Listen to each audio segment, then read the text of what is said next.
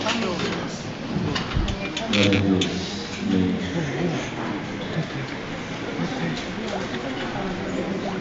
Bem, irmãos, que bom que você está aqui nessa noite. Creio que Deus tem algo para falar ao seu coração. E para mim, como eu já disse antes, é um privilégio estar aqui com os irmãos. Sou debaixo da cobertura do pastor Almir, já fazem 25 anos. Me converti no Casarão quando eu tinha 17 anos de idade. Eu estou casado, inclusive, hoje é dia 10, daqui 6 dias eu faço 20 anos de casado com a pastora Renata. Quando casei ela não era pastora. Tenho 2 filhas, a Giovana de 13 e a Heloísa de 9. E Deus tem nos usado ali na região de Mauá, Ribeirão, Santo André. Temos crescido ali na porção que Deus tem para nós. E hoje eu queria compartilhar, como o tema é Festa das Células, eu queria falar com vocês hoje a respeito de uma célula que eu entendo que é uma célula poderosa na Bíblia. Às vezes as pessoas falam assim, mas as células estão na Bíblia? Claro que estão. Não tem o nome célula na Bíblia, mas eu entendo que na igreja primitiva, muitas vezes as células se reuniam nas casas. Então eu queria que você abrisse a sua Bíblia no livro de Marcos, capítulo 2, do versículo 3 em diante. Marcos 2, do versículo 3 em diante. Eu quero aprender com vocês hoje um pouco a respeito de alguns fundamentos de uma equipe conquistadora, ou fundamentos de uma célula conquistadora. Diz assim, a partir do versículo 3: Vieram ter com ele, com Jesus, conduzindo um paralítico, trazido por 4 homens. E não podendo aproximar-se dele por causa da multidão, descobriram o telhado onde estava, e fazendo um buraco, baixaram o leito em que jazia o doente. Jesus, vendo a fé deles, disse ao paralítico: Filho, perdoados estão os teus pecados. Senhor, esta é a tua palavra poderosa. Fala conosco nesta noite, em nome do Senhor Jesus.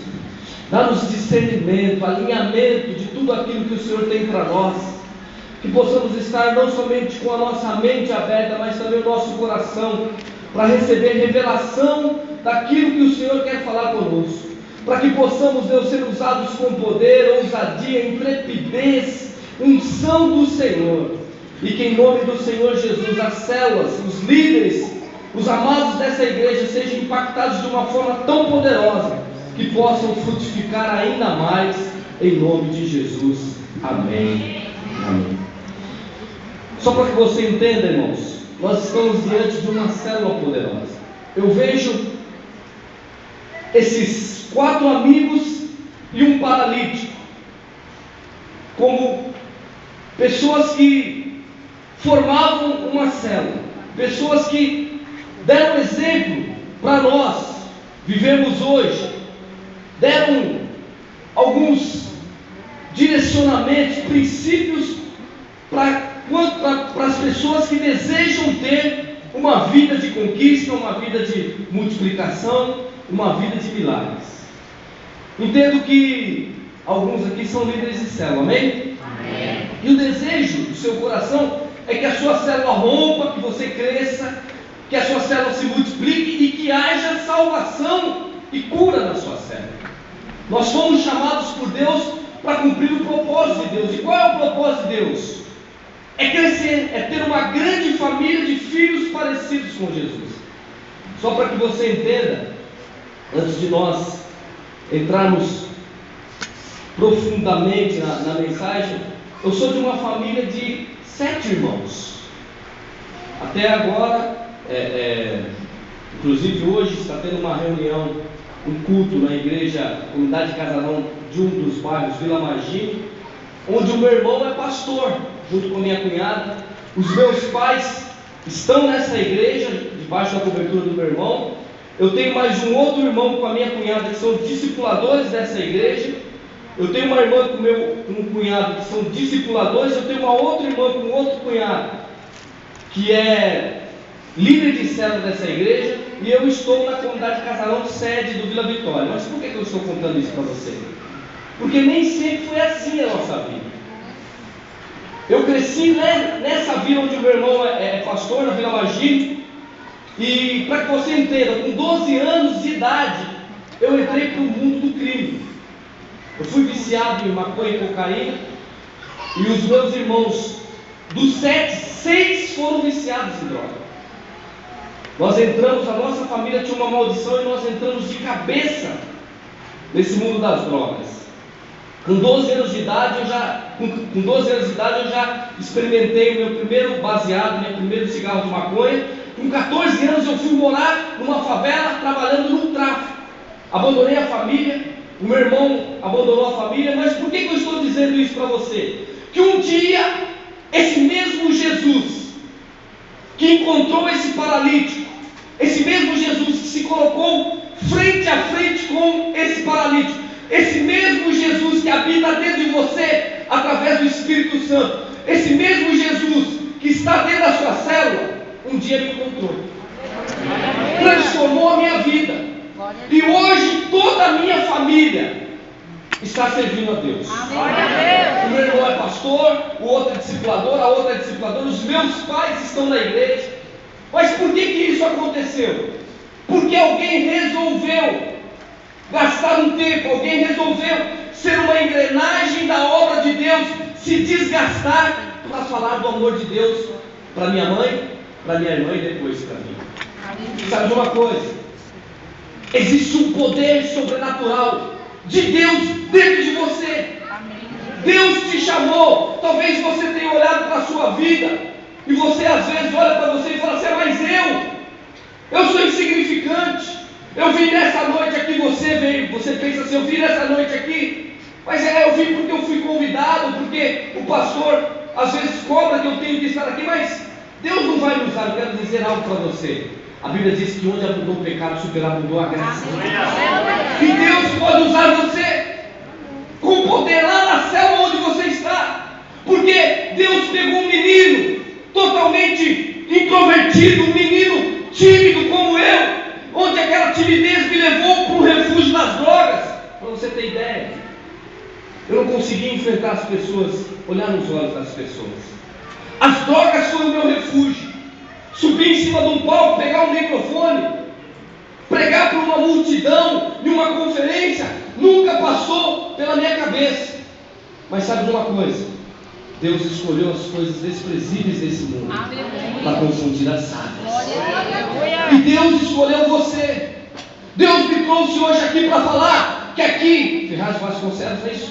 Aqui em Ferraz de Vasconcelos, Deus tem uma porção para usar você. Deus vai usar você na sua família, Deus vai usar você na sua escola, Deus vai usar você na faculdade, onde você estiver, tem poder de Deus. E aconteceu isso com esses amigos. Existia um paralítico, alguém que não podia andar, alguém que estava paralisado na sua vida, alguém que por conta talvez de uma deficiência, de uma queda, ou de um trauma do passado, se viu paralisado na sua vida. E a pergunta que eu te faço nessa noite: quantos paralíticos existem dentro da sua família?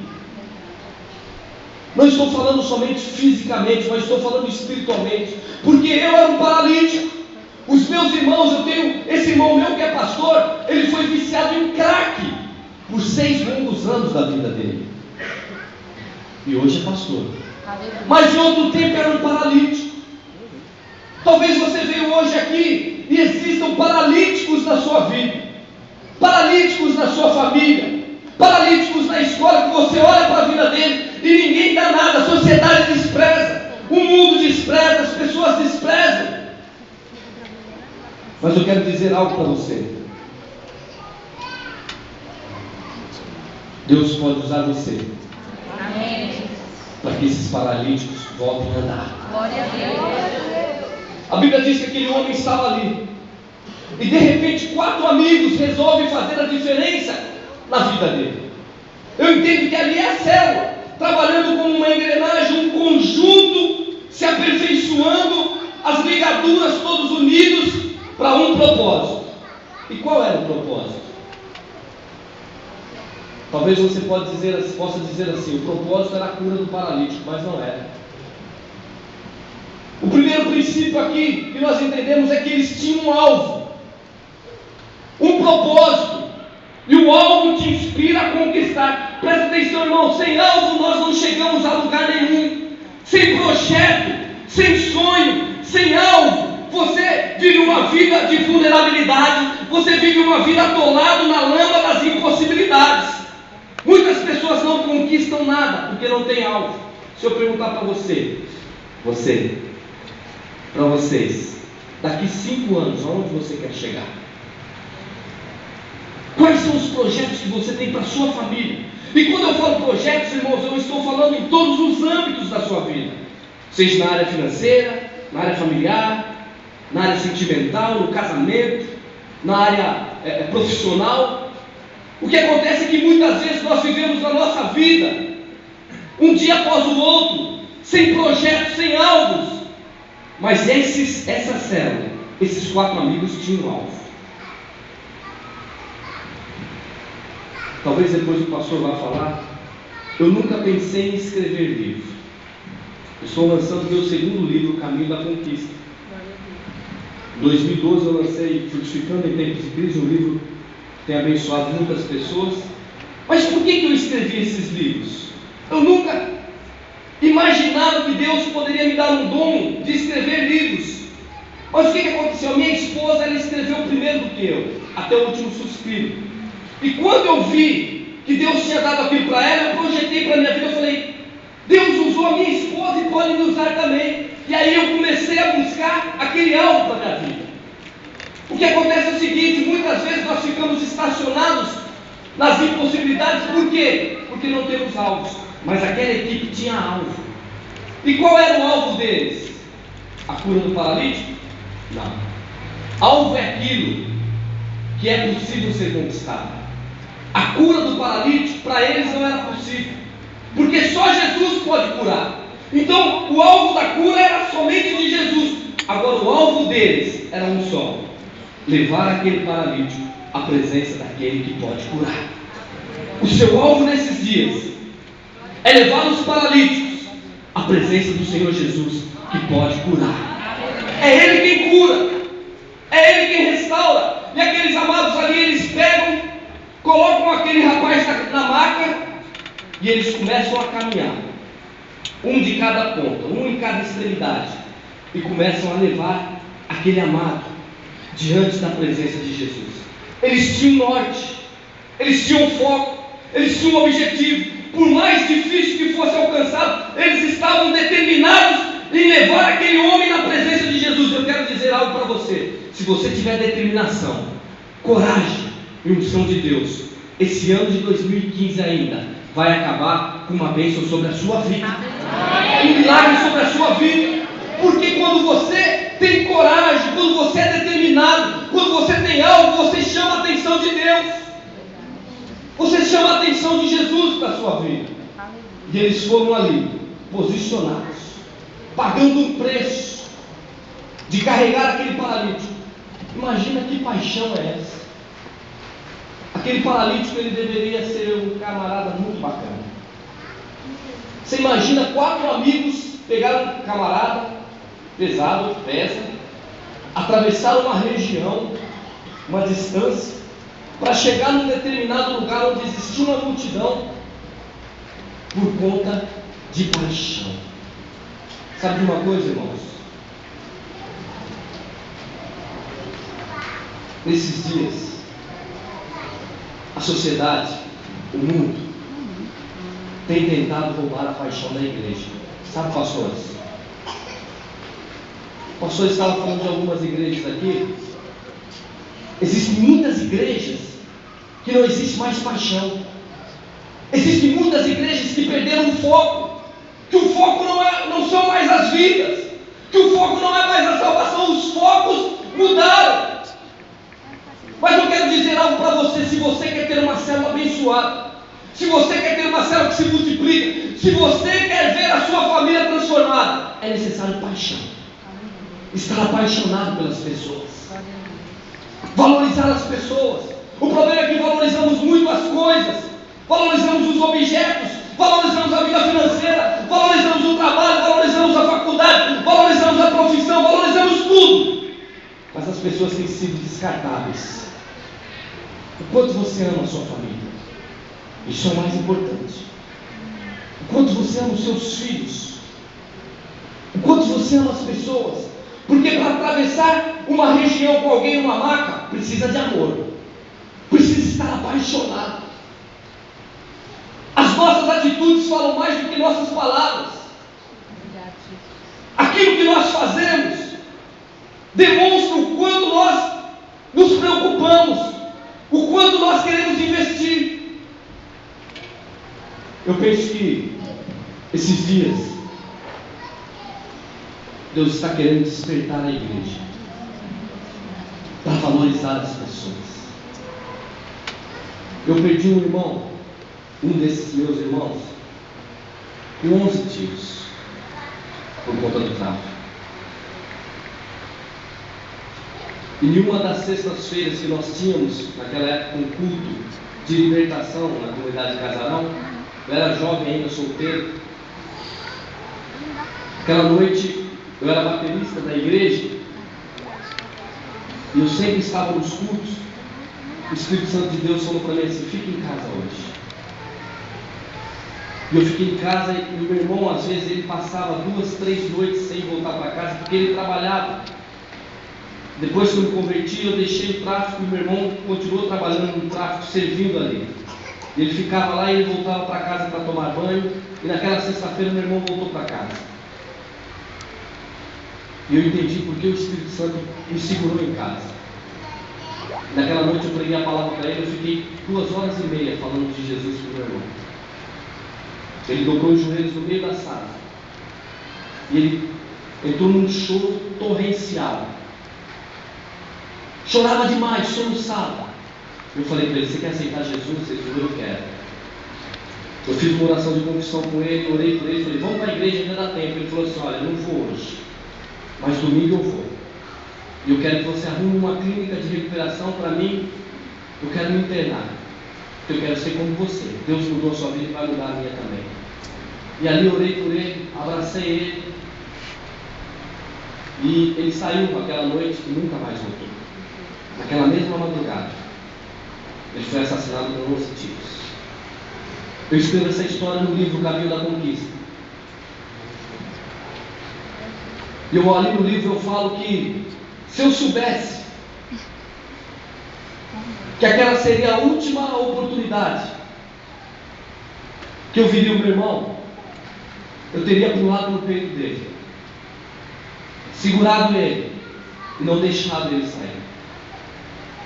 Se eu soubesse que aquela seria a última oportunidade que eu ia ouvir a voz dele, eu teria feito de todas as coisas para ele não sair e teria guardado ele, mas eu não sabia. E o tempo foi cruel comigo. Eu creio que um dia eu vou encontrar ele na glória, mas hoje só restam as lembranças. Hoje eu paro e começo a imaginar, se ele tivesse tido a oportunidade que eu tive, como ele estaria hoje, talvez um pastor. Mas o tempo não deixou, o tempo não jogou ao meu favor. Ele saiu por aquela porta e só ficou aquela imagem. E depois de 2 ou 3 dias meu pai me encontrou morto. Por que eu estou falando isso para você? Talvez você está dizendo assim, para sensibilizar você. Não, eu quero mexer com você, porque o meu irmão foi, mas o seu ainda está na sua casa. O meu irmão eu perdi, mas você ainda tem a oportunidade de sair hoje aqui, na festa das células, orar pelo seu irmão, pelo seu pai, pela sua mãe, pelos seus parentes, porque eles ainda estão aqui. Deus está te dando a oportunidade de fazer a diferença, fazer a diferença na vida dos seus amados. É valorizar as pessoas. Quantas vezes nós gastamos mais tempo com os objetos? Eu costumo contar uma história. Posso pregar aqui embaixo? Quando a minha filha de 6 anos, ela fez aniversário, eu sou de uma família humilde, mas porém muito feliz. Eu falei para minha esposa, eu vou dar uma bicicleta de presente para minha filha. Ela já sabia andar porque nós moramos vizinho do meu cunhado já tinha dado uma bicicleta para a filha e ela andava na bicicleta da filha da priminha. E ela não tinha uma bicicleta. E eu saí naquela manhã, eu falei para minha esposa assim: prepara ela aí, prepara a câmera fotográfica, que eu vou comprar uma bicicleta e vou trazer de presente para ela. E nós vamos marcar isso aqui porque vai ser a primeira bicicleta, vai ser algo marcado para o resto da vida. Eu saí para comprar aquela bicicleta. E quando eu cheguei na bicicletaria, pai de menina sabe como que é. Ele tinha uma bicicletinha rosa, da Barbie, com cestinha na frente, tudo. E eu bati o olho, eu vi aquela bicicleta do jeitinho que eu imaginava para ela. Eu cheguei para o dono da bicicletaria e falei assim: quanto que é? 300, 400 reais, não sei, naquela época. Hoje ela está com 13, foi 8 anos, 7 anos atrás. E ele falou: é tanto. Eu falei: eu vou levar essa. E ele falou para mim assim: quantos anos tem a menina? Eu falei: 6. Ele falou: pai, por que você não leva aquela? E mostrou uma bicicleta desse tamanho, rosa, com cestinho, da Barbie, mas era muito grande. Eu falei: não, mas aquela bicicleta é muito grande para minha filha é pequenininha, aquela ali é o tamanho dela. Ele falou: então, mas ela vai crescer. Daqui 2, 3 anos você vai perder aquela bicicleta. Só que se você comprar aquela, vai ter uma certa dificuldade para andar agora, mas você vai ter bicicleta para 10 anos. Você vai economizar um bom dinheiro. Eu não precisava de bicicleta para 10 anos. Eu não precisava de economizar dinheiro. Eu não precisava pular etapas. O problema é que muitas vezes nas nossas vidas nós queremos pular as etapas. Nós queremos pegar atalho. E o atalho muitas vezes nos leva à destruição. Lá na sua célula, muitas vezes você quer atravessar o tempo e já chegar na multiplicação, mas existe uma etapa a se cumprir. Existe um tempo de crescimento, existe um tempo de formação, existe um tempo de consolidação, discipulado. Existe um tempo que precisa pagar preço. Para que a semente cresça e dê fruto, precisa plantar, precisa regar e precisa de cuidar. O que eu precisava era de uma bicicleta para minha filha de 6 anos de idade. E sabe o que eu fiz? Eu levei a bicicleta maior. Falei para ele: você é um cara inteligente. Rapaz, como você é magnífico, vou economizar aqui 10 anos. É essa que eu vou levar. E aí começaram os problemas da minha vida. O primeiro problema é que ela não coube no porta-malas do meu carro. Eu tive que amarrar. E quando eu cheguei em casa, abri o portão, minha esposa veio com a câmera, minha menininha veio correndo. Quando eu tirei aquela bicicleta do porta-malas e coloquei no chão, parecia aqueles filmes de super-herói. Minha esposa com um olhar com um raio, ela mirou em mim e mandou como se fosse um raio. Ela falou comigo: o que você está fazendo? Eu falei: calma, você não sabe o que quanto eu lutei? Eu lutei 10 anos. Nunca mais eu vou precisar comprar bicicleta. Essa aí dá para ela, para mim e para você. Ela falou: nós não precisamos de lucrar 10 anos. O que nós precisamos é dar um presente de aniversário para nossa filha. Mas como o homem é teimoso, você também é teimoso, pastor? Um pouquinho. Eu abaixei o banco, quase eu murcho os pneus para ela ficar menor, coloquei a minha filha em cima da bicicleta e falei: vai filha, anda, senão o negócio vai ficar feio para mim. E ela tentava andar, irmãos, ela se esforçou e não dava para andar. Eu quero dizer algo para você: existem momentos nas nossas vidas que, se nós deixarmos passar, nós vamos perder e não vai voltar mais. Valorize as pessoas, valorize os membros da sua célula. Enxergue cada um com potencial. Enxergue cada um tem qualidades. O problema é que muitas vezes nós olhamos os defeitos das pessoas. O problema é que muitas vezes nós olhamos a folha branca com um pontinho preto no meio, só vemos o pontinho, mas é uma folha branca. As pessoas têm qualidade. O seu marido, por incrível que pareça, ele também tem qualidade. Mas sabe qual que é o nosso problema? Nós queremos pular etapas. Você sabe o que eu fiz? O Espírito Santo naquele momento falou comigo: você está errado. Eu peguei aquela bicicleta e falei: filha, aguenta aí 15 minutos. Coloquei ela no porta-malas e fui consertar o meu erro. Aqueles amados ali sabiam que era valorizar uma pessoa, valorizaram aquele paralítico, amaram, estavam apaixonados. Eu quero que você entenda: não é simplesmente teoria, não é simplesmente questão de ler um livro e aprender a fazer célula. Ser líder você não aprende numa faculdade, ser líder você não aprende numa sala de aula. Ser líder você vai aprender, em primeiro lugar, quando você é cheio do Espírito Santo, e Deus vai te ensinando a amar as pessoas. E eles chegam ali naquela casa, amando aquele paralítico. O primeiro princípio foi que eles tinham um alvo, e eles não conseguem entrar. A Bíblia diz que a multidão não deixou entrar, não tinha um lugar específico para o paralítico. E aí eles precisaram do segundo fundamento, segundo princípio: posicionamento. Primeiro você tem um alvo, depois você se posiciona. Quando não deixaram eles entrar, o que eles fizeram? Subiram no telhado. Subir no telhado é fazer aquilo que os outros não têm coragem de fazer. Subir no telhado é para poucos. Muitos ali, talvez você ou eu, teríamos ido embora naquele momento de dificuldade. Talvez você teria olhado para o paralítico e falado assim: olha, eu fiz o que eu pude, eu trouxe você até aqui, nessa maca, caminhamos debaixo do sol, foi pesado, batemos na porta, mas eles não nos deixam entrar. Vamos para casa, vamos tomar um café da tarde, vamos numa padaria, você continua a sua vida, eu continuo a minha vida. Quantas vezes nós desistimos das pessoas? Quantas vezes lá na nossa cela a pessoa chega? Nós temos lá na nossa igreja, já vai para 6 meses, uma pessoa que ela vem todo domingo no culto, embriagada. Os pastores sabem disso, porque todo domingo ele faz questão de lá na frente abraçar cada um dos pastores. Mas nós temos amado ele.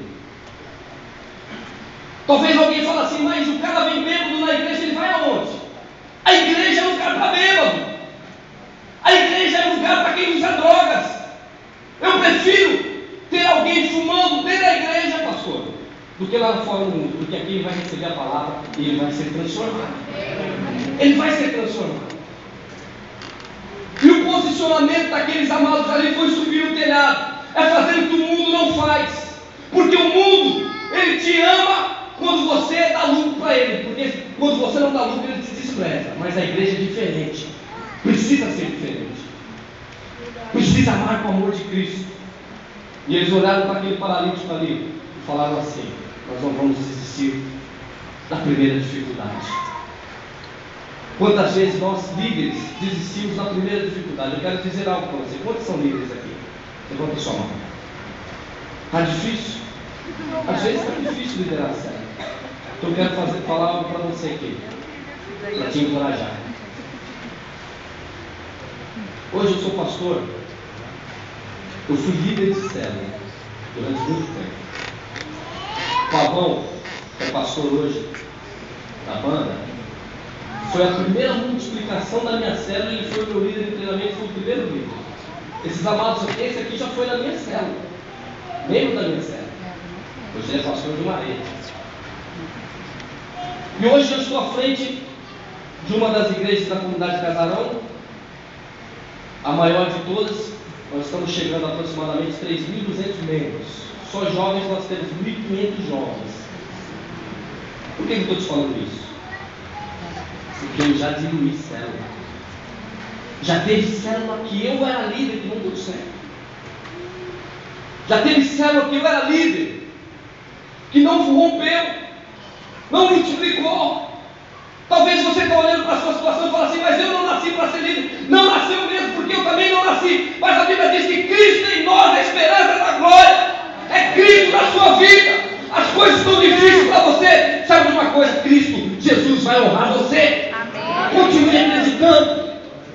posicionamento, continue firme no chamado que Deus tem para a sua vida. Amém. Você sabe por que eu estou aqui pregando hoje para você? Porque eu diluí a célula, mas eu não desisti. Eu entendi que Deus tinha um chamado para mim, que aquele tempo ali era só um tempo de aprendizado. Eu estava aprendendo com a situação. E eu sempre conto nos nossos treinamentos de liderança a respeito dessa diluição de célula. Mas Deus me surpreende. Essa célula que eu cuidava, eu e minha esposa, tinha anfitriã. Nem o marido dela não chegou um tempo que não foi na célula. O horário da célula ele saiu. Ela tinha um filho, na idade de mais ou menos uns 7 anos, 8, o João. Era eu e minha esposa, 5 meses na célula. Eu e minha esposa, a Mara, que era anfitriã, o João de 5 anos, 6 anos, 7 anos, que participava da célula, um menininho, que eu colocava ele no relatório para dar número. Nossa. E tinha um gato. O gato é o que menos faltava. Às vezes até minha esposa faltava, mas o gato não faltava. Às vezes eu queria no relatório ruxando lá. E teve um tempo, irmãos, que essa célula não rompeu. Durante muitos anos eu carreguei, não como culpa, mas eu entendia que Deus não tinha feito nada naquela célula, que Deus estava trabalhando na minha vida. E o que eu fiz? Chegou um momento que a célula não dava, eu cheguei, peguei a anfitriã, coloquei em outra célula, e eu e minha esposa fomos liderar uma outra célula. Depois que essa célula rompeu, nós estamos multiplicando, nos tornamos discipulador, pastor de rede, e hoje estou pastoreando a igreja. Mas só para você entender como Deus te honra. Esse ano de 2015, na hora do almoço, eu estava descendo numa das escadas que tem no prédio da igreja, que tem um estacionamento grande dos pastores, e vinha vindo 2 jovens, aproximadamente uns 17, 19 anos, e eu fui e cumprimentei um deles. Ô pastor Wagner, tudo bem? Peguei na mão dele. Quando eu peguei na mão do outro, ele segurou na minha mão e falou assim: pastor, o senhor não se lembra de mim? Eu olhei, fiquei segurando a mão dele e falei: não preciso lembrar de você, agora é honra. O Espírito Santo falou para mim: lembra do João? Eu falei: rapaz, você é o João, filho da Mara, da minha primeira anfitriã. Ele falou: sou, pastor. Eu falei: rapaz, você está aqui com a gente? Ele falou: pastor, eu queria falar algo para o senhor. Eu sou meio tímido, mas sempre quis dizer isso.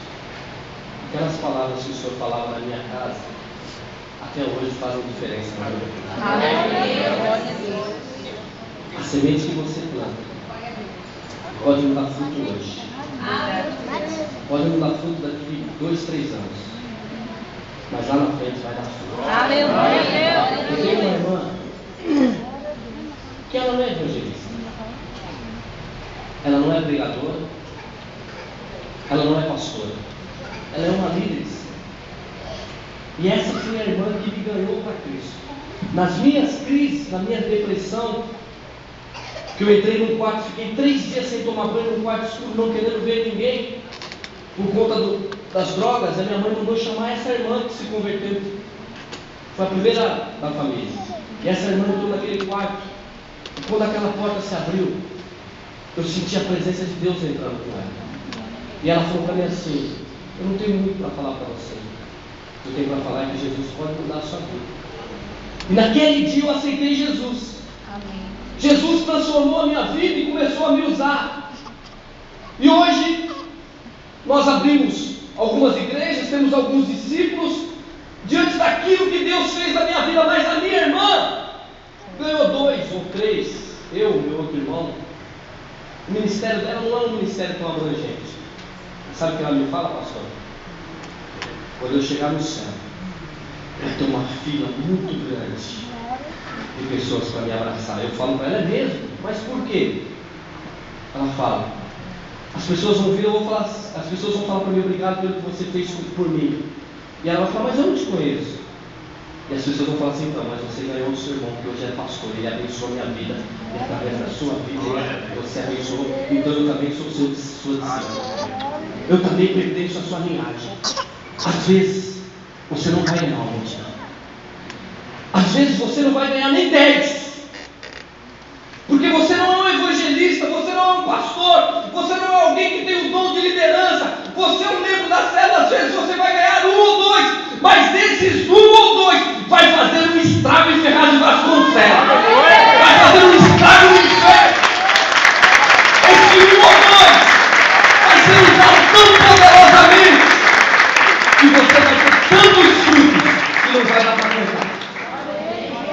só pode isso quando se tem paixão. Eles subiram no telhado e pagaram o preço. Eles se posicionaram. Muitas vezes na sua vida vão ter momentos que você vai ter que sair do natural. Você vai ter que sair do óbvio, aquilo que todo mundo faz, aquilo que é o natural, que é o modelo, aquilo que é a regra. Você vai ter que sair da regra e chamar a atenção de Deus. Quando você sobe no telhado, você chama a atenção de Deus, você chama a atenção de Jesus.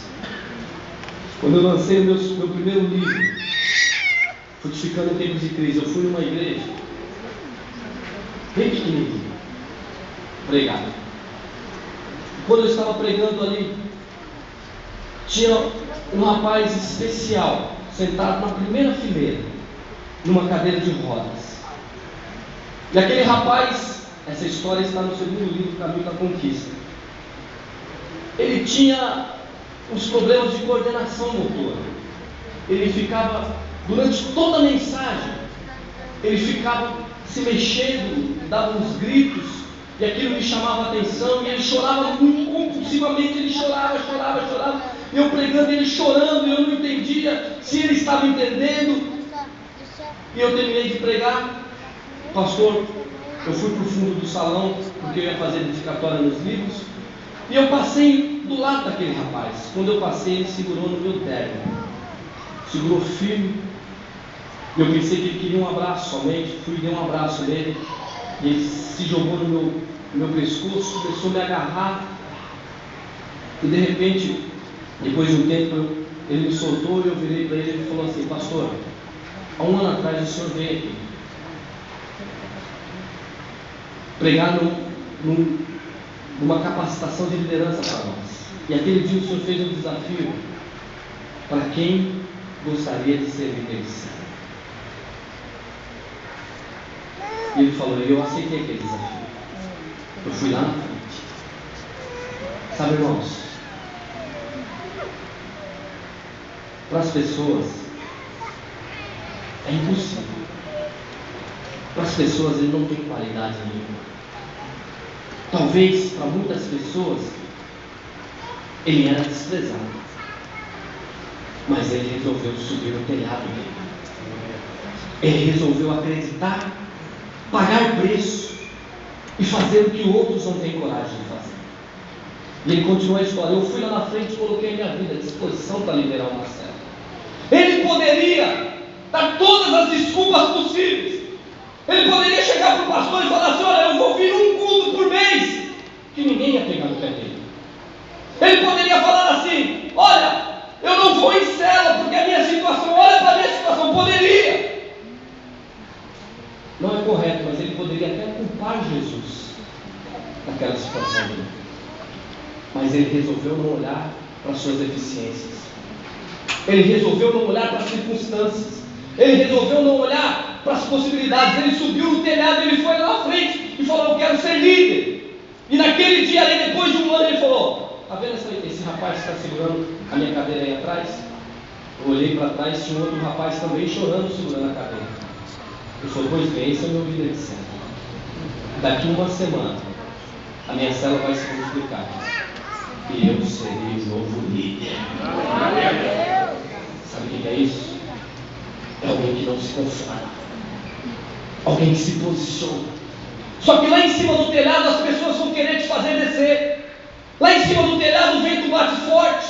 Lá em cima do telhado as pessoas tacam pedra. Lá em cima do telhado vão tentar te desmotivar, mas você precisa ficar firme nas promessas. Você tem um alvo, você tem um foco, você tem paixão, você tem determinação, você tem muito mais do que isso, você tem o Espírito de Cristo. E depois, se você tem alvo e posicionamento, entre o terceiro fundamento, eles tiveram que quebrar o telhado. Quebrar o telhado aponta para a vida de oração. Quantas marretadas eles tiveram que dar naquele telhado? A oração é uma ferramenta poderosa. Cada marretada que você dá de oração no telhado, o telhado se abre. O problema é que muitas vezes existem telhados impedindo com que a sua célula entre na presença de Jesus. Aquele telhado era um impedimento na vida daqueles homens, daquele paralítico. Aquele telhado impossibilitava eles de verem Jesus. Aquele telhado impossibilitava eles de entrarem na presença de Jesus. Mas só com muita oração, jejum, você vai quebrar os telhados. Amém. E tem impedido a sua família de entrar na presença de Jesus. Eu chegava em casa às vezes 3 horas da manhã, 4 horas da manhã. Eu passava noites em casa, garoa fria, esperando os clientes daquele tráfego. Às vezes eu virava 2 turnos ali. Quando dava hora de eu ir embora, eu ia para casa, tinha fome. Eu chegava em casa, eu encontrava e ouvia um clamor. Quantas foram as vezes que eu cheguei em casa, abri a porta devagarzinho, eu encontrava a minha mãe. Hoje ela está com 74 anos. A minha mãe fala assim: agora eu posso morrer em paz, porque todos os meus filhos estão salvos. Eu encontrava a minha mãe com os joelhos dobrados, falando: salva a vida do meu filho, Deus. Salva a vida do meu filho. Quantas foram as vezes que eu cheguei em casa com a roupa toda suja? Quantas foram as vezes que meu pai foi numa delegacia me buscar e me levava para casa? E meu pai era um pouco mais duro que a minha mãe. Eu chegava em casa, a minha mãe olhava para mim, me dava um abraço, pastor, e falava para mim assim: eu não desisto de você.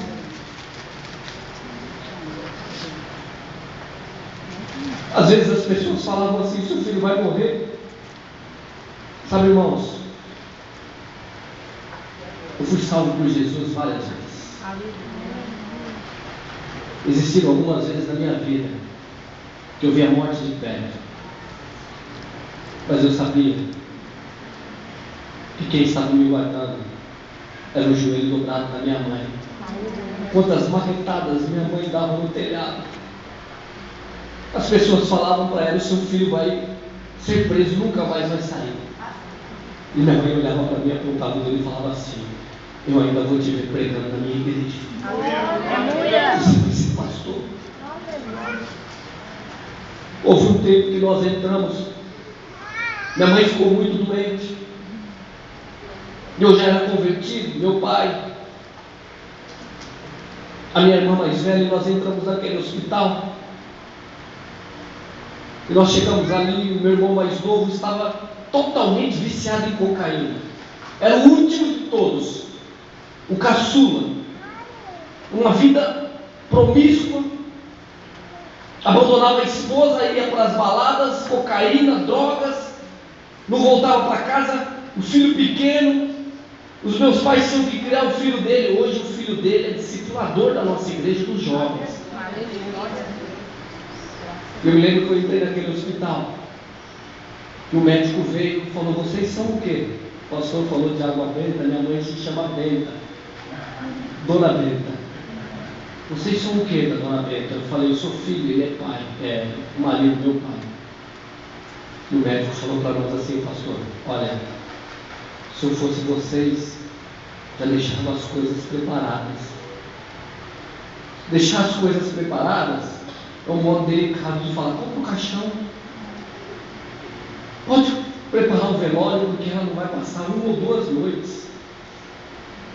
E eu entrei naquele quarto e olhei, minha mãe olhou para o meu semblante, uma barriga desse tamanho, uma doença no intestino, que médico nenhum sabia qual era a causa, soltava água pela barriga, aquele negócio, aquela barriga amarela, aquele olho amarelo. E ela falou assim: ele falou que eu vou morrer, não foi? Eu falei: mãe, fica em paz, a senhora está cansada, não? Ele falou que eu vou morrer, não é? O médico falou que eu vou morrer. Presta atenção, vem aqui, abaixa aqui que eu quero falar algo para você. ela veio e sussurrou no meu ouvido e falou: eu não vou morrer. Aleluia. Falta o seu irmão mais novo. Enquanto ele não se converter, enquanto eu não ver o seu irmão mais novo pregando na igreja, eu não vou morrer. Promessa de Deus. Aleluia. Eu fico até preocupado, porque esses dias atrás foi a primeira pregação dele, ela estava lá. Então não falta mais nada. Mas por que eu estou dizendo isso para você? Porque você também pode. Você também pode vencer. Você também pode. Glória a Deus. Não é privilégio da minha família, não é privilégio da minha mãe, não é privilégio daquele paralítico. A Bíblia diz que eles quebraram o telhado. E de repente ali, quando eles quebraram o telhado, eu penso, irmãos, que Jesus parou. Jesus estava pregando, de repente um buraco é aberto.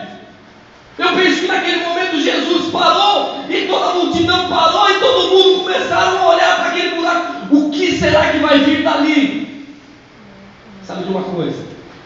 Todas as vezes que você faz Jesus parar, o milagre acontece. Aleluia. Quando você chama a atenção de Jesus, o milagre vem sobre a sua vida. Zaqueu subiu numa árvore, chamou a atenção de Jesus. Jesus parou, olhou para ele e falou: Zaqueu, desce daí que hoje eu vou entrar na sua casa. Glória a Deus. A mulher com fluxo de sangue tocou nas vestes de Jesus. Jesus parou. Ela foi curada de uma hemorragia. O cego Bartimeu estava no caminho e começou a gritar: tem misericórdia de mim, filho de Davi. A Bíblia diz que Jesus parou e ouviu o clamor. Aquelas marretadas de Bartimeu chamou a atenção de Jesus. Jesus falou: manda trazer o cego.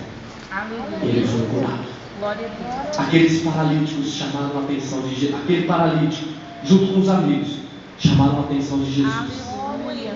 Jesus parou. E de repente começaram a olhar e descer uma maca.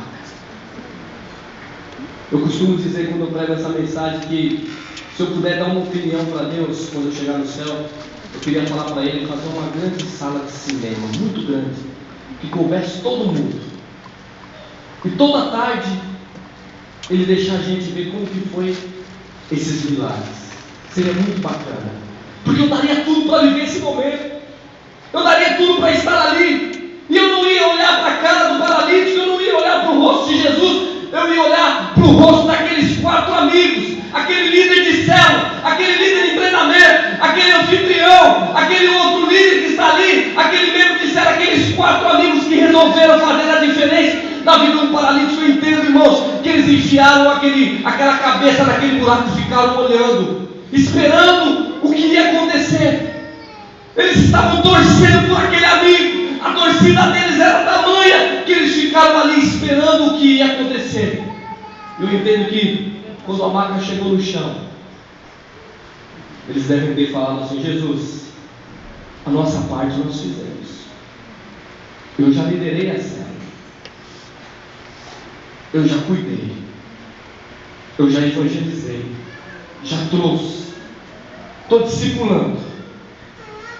Torcemos até aqui. Carregamos na maca, quebramos o telhado, subimos o telhado. Tudo que nós poderíamos fazer, nós já fizemos. Mas tem uma parte que não cabe a nós. É a parte do Senhor. Agora é que entra a sua parte, Senhor.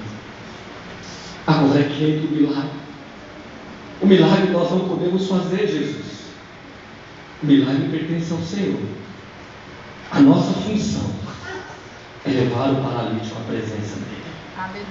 A Bíblia diz, irmãos, que Jesus olhou para aquele paralítico. Se tiver alguém que pode fazer um fundo aqui, tem alguém? Violão, alguma coisa?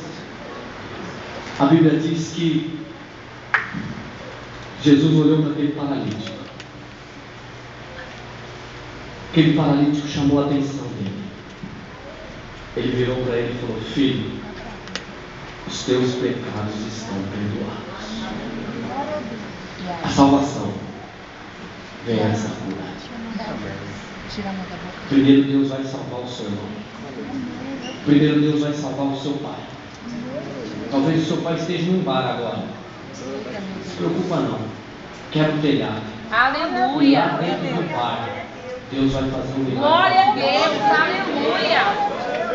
Talvez o seu marido te critica quando você vem por uma quinta-feira aqui no culto. Se preocupa não. E daqui a um tempo, ele vai estar dobrado aqui na frente, pregando a vida para Jesus. Você sabe que quando, uma das vezes que eu fui preso, o meu pai foi e me tirou. Ele gastou um dinheiro, teve que pagar para o delegado para me libertar da cadeia. Presta atenção aqui. E no caminho de volta para casa, meu pai foi calado até em casa. E quando chegou em casa, meu pai falou algo para mim que me marcou muito. Ele falou: só espero uma coisa de você. Uma. O dia que alguém bater aqui na porta, falar que você está com o seu corpo estirado na sarjeta, para mim comprar o seu caixão. É só isso que eu espero de você. Você não tem mais nada para dar para o seu pai. Eu estou envergonhado. Passaram-se uns anos. Eu entreguei minha vida para Jesus. O Senhor Jesus transformou a minha vida. Me libertou das drogas assim. E um dos cultos da nossa igreja, o pastor fez um apelo. De repente eu vi um senhorzinho careca, com a mão erguida. Eu nem sabia que meu pai estava ali. Quem quer aceitar Jesus? E meu pai foi lá na frente. O pastor colocou o microfone na boca dele e falou assim: Senhor José, que bom que o senhor veio aqui. Já conhecia a casa da minha família. E ele falou assim: se Deus mudou a vida do meu filho, Ele vai mudar a minha também. Sabe, irmãos, Deus tem grandes coisas para fazer na sua vida. Não importa o tamanho da sua crise, não interessa o que você tem passado. O que importa é o que Deus vai fazer na sua vida. Quem olha para a vida da minha mãe, do meu pai, da minha família hoje, jamais imagina a família destruída que nós éramos. Todos paralíticos, todos travados.